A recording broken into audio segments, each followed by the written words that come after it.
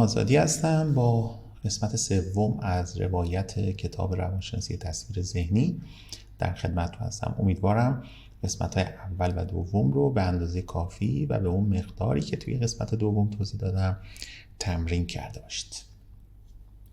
توی فصل سوم در مورد موضوعات جدید می‌خوایم صحبت بکنیم. بخش اول در مورد قوه تخیل، نخستین راهنمای مکانیزم موفقیت. خیال تصویر هدفی رو که مکانیزم خودکار روی آن کار میکنه مشخص میکنه. برخلاف تصوری که خیلی از مردم دارن، اگه موفق به کاری بشیم یا توی کاری شکست بخوریم مسببش اراده نیست، بلکه خیالیه که ما تصویر کردیم. به عنوان مثال شخصی رو در نظر بگیریم که هیپنوتیزم شده و اون شخصی که هیپنوتیزم کرده شخص رو تو موقعیتی قرار میده که انگار توی قطب شماله. ما تو حالت طبیعی وقتی توی قطب شمال قرار میگیریم باید بلرزیم و احساس سرما کنیم. خیلی جالب، وقتی که توی این موقعیت قرار میگیریم نه تنها میلرزیم و احساس سرما میکنیم، بلکه بدن هم از خودش عکس العمل نشون میده که انگار واقعا سرده. نکته‌ای که باید بهش توجه بکنیم اینه که دستگاه عصبی شما تجربه خیالی رو از تجربه واقعی تمیز نمیده و این یک برگ برنده است برای ما، چون خیلی وقتا ما میتونیم با یک تجربه خیالی یک خاطره توی مغزمون ثبت بکنیم که بعداً ازش استفاده بکنیم. توی هر دو مورد با توجه به اطلاعاتی که از ناحیه مغز در اختیارمون قرار میگیره واکنش نشون میده، هم توی تجربه خیالی و هم توی تجربه واقعی. دستگاه عصبی شما با توجه به اون چی که فکر میکنید یا خیال میکنید که حقیقت داره واکنش نشون میده. پس برای مغز اصلا فرقی نمیکنه که شما به اون قضیه فکر کردید یا خیال کردید یا به شکل عملی تجربهش کردید. سوالی که همیشه وجود داره اینه که ما چرا خودمون رو موفق تصور نکنیم؟ اگه قبول کنیم اعمال، احساسات و رفتار ما نتیجه تصاویر و باورهای خود ماست، نقش روانشناسی در تغییر شخصیت به وضوح مشخص میشه. نکته مهمی که وجود داره اینه دستگاه عصبی انسان تفاوت بین تجربه واقعی و تجربه کاملا خیالی رو نمیتونه تمیز بده. به عنوان مثال شخصی که هر روز مدتی جلوی صفحه دارت میشینه و پرتاب دارت رو به صورت یک تصویر ذهنی که توی فکرش هست اجرا میکنه، به اندازه کسی که تمرین واقعی انجام میده پیشرفت میکنه. در حقیقت شخصی که هر روز با پرتاب دارت تمرین میکنه با شخصی که با یک ذهنی و با تصوراتی که داره این تمرین رو انجام میده خروجیش یک چیزه. همین باور و تصویر ذهنی رو ما میتونیم توی فروش هم در نظر بگیریم. کدوم جادویی که برای فروشنده این همه کار میکنه؟ ما یک مفهومی داریم به اسم ایفای نقش که لازمه یک کوچولو باهاش آشنا بشیم. ایفای نقش چیه؟ باید خودتون رو در صحنه‌های مختلف فروش تصور کنید. بعد مشکلات رو تو ذهن خودتون حلش کنید تا هر زمانی که این موقعیت در زندگی حقیقی شما پیش بیاد بدونید که چی باید بگید و چه کاری انجام بدید.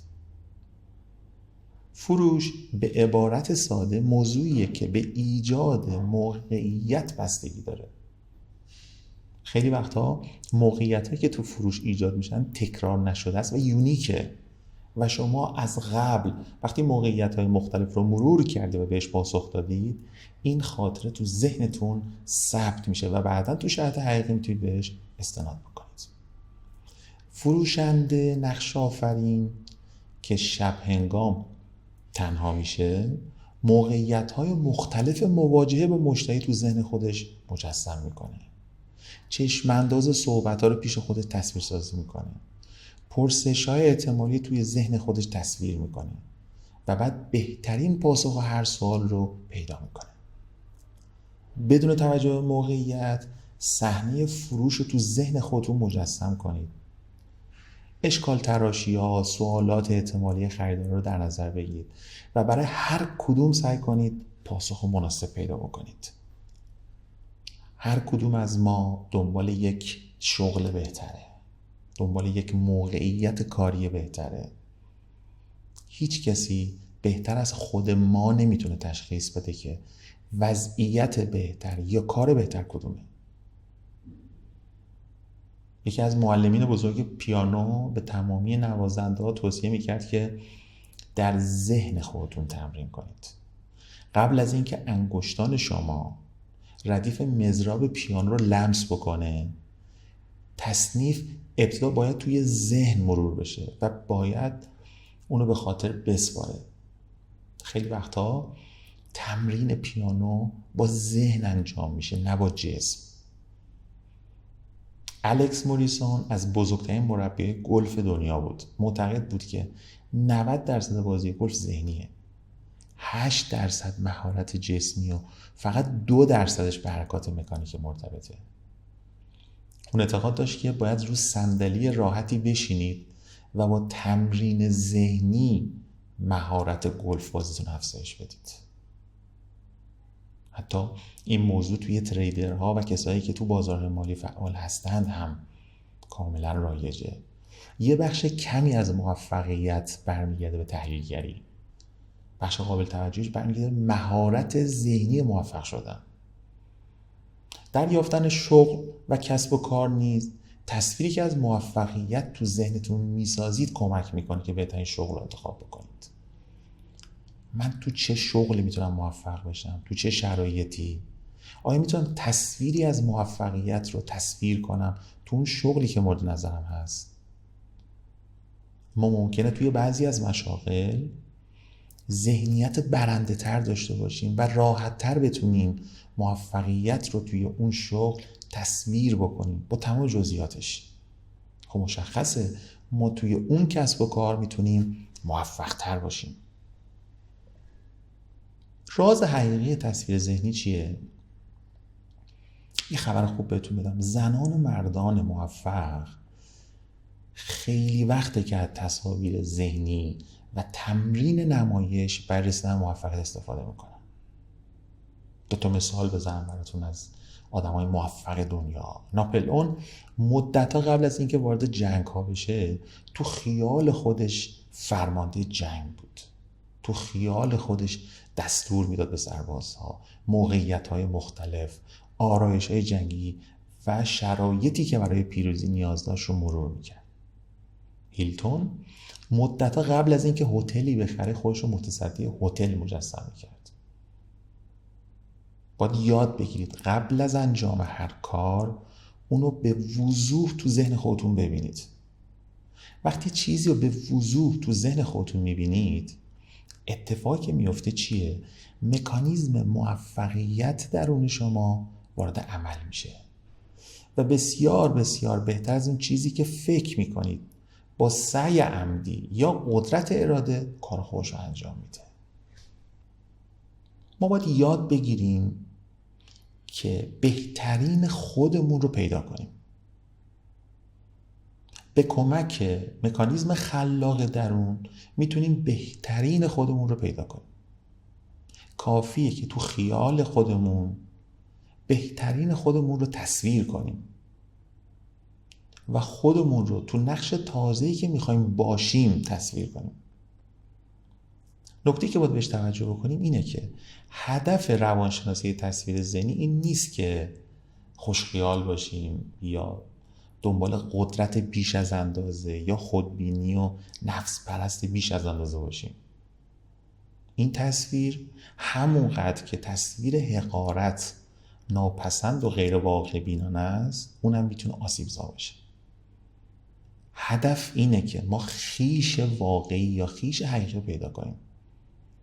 روانشناسا به این نتیجه رسیدن که انسان‌ها عموماً خودشونو کمتر از چیزی که هستن تصویر میکنن.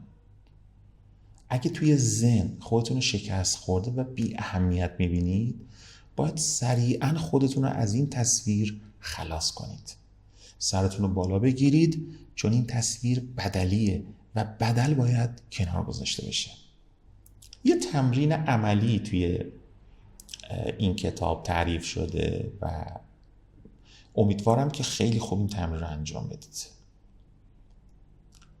تصویر ذهنی امروز شما بر اساس تصاویر ذهنی که در گذشته از خودتون داشتی شکل گرفته. الان قراره از همون روشی که تو گذشته استفاده کردید و یک تصویر ذهنی نامناسب ساختید، در جهت ساخت یک تصویر ذهنی شایسته استفاده بکنید. هر روز 30 دقیقه با خودتون خلوت کنید. تو هر مکانی که آرامش بیشتری دارید، تو هر مکانی که آرامش خیال بیشتری دارید، یک حالت راحت به خودتون بگید، هر چی راحت‌تر بهتر. چشاتون رو ببندید و تخیل خودتون رو به کار بندازید. این تخیل هر چی زنده تر باشه و جزئیات بیشتری رو در نظر بگیره بهتره. باید کاری کنید که تصاویر ذهنی تا جایی که امکان داره با تجربه واقعی شما یکسان باشه. توجه به جزئیات محیط تجسم شده تو این تمرین خیلی خیلی مهمه، چون ما در واقع در حال آفریدن یک تجربه عملی هستیم. نکته مهمی که در خلال این 30 دقیقه باید بهش توجه بکنید اینه که باید خودتون رو موفق ببینید. موفق اونطور که هستید. به عنوان مثال، اگه آدم کمرو و خجالتی هستید، توی رویاتون توی همون 30 دقیقه جوری تجسم کنید که بین مردم با راحتی و آرامش خیال دارید حرکت میکنید. چه اتفاقی میفته؟ این تمرین خاطره های جدیدی توی مغز و دستگاه عصبی مرکزی شما ایجاد میکنه و تصویر جدیدی از خودش میسازه. و خوب دقت کنید، چون مغز ما نمیتونه این خیالی که ما تو این 30 دقیقه تصویر کردیم و اون چیزی که تو عمل اتفاق میفته بین اینها تمیز ایجاد بکنه و تفکیک ایجاد بکنه، تو عمل به مرور تبدیل میشه به یک عادت و یک رفتار. بعد از مدتی میبینیم که رفتارمون به شدت تغییر کرده. چرا؟ ما که آدم خجالتی بودیم، چطوری تبدیل شدیم به یک آدم اجتماعی با یک رفتار متفاوت؟ چون خاطره هایی که توی این 30 دقیقه ها تو ذهنمون ساختیم به شکل یک خیال، توی مکانیزم خودکار مغز تغییراتی ایجاد کرده که ما بر مبنای این داده های خیالی که مغزمون و ذهنمون نمیتونه تشخیص بده که خیالی بوده یا واقعی، میگرده و به شکل غیر ارادی عمل میکنه و انگار ما تغییر کردیم و تبدیل شدیم به یک آدم جدید. سعی کنید نکات این فصل رو بنویسید. تو هر کسب و کاری که هستید، هر نوع رفتاری که دارید، یه سری از موارد رو که میخواید توش تغییر ایجاد بکنید رو لیست کنید. 1 2 3 4 5 n هر تعداد که هست و سعی کنید توی این 30 دقیقه ها روی اونها تمرکز کنید و تو خیالی که تصویر میکنید تو اون داده ها تغییر ایجاد بکنید به سمت بهتر شدن، به سمت اون چیزی که حقیقت محضه و شما قرار اون حقیقت رو خلق بکنید. حالا خیلی دوست دارم با توجه به مطالب این فصل یکی از تجربه های گذشته خودتون رو در قالب یک کامنت زیر این فیلم برام بنویسید.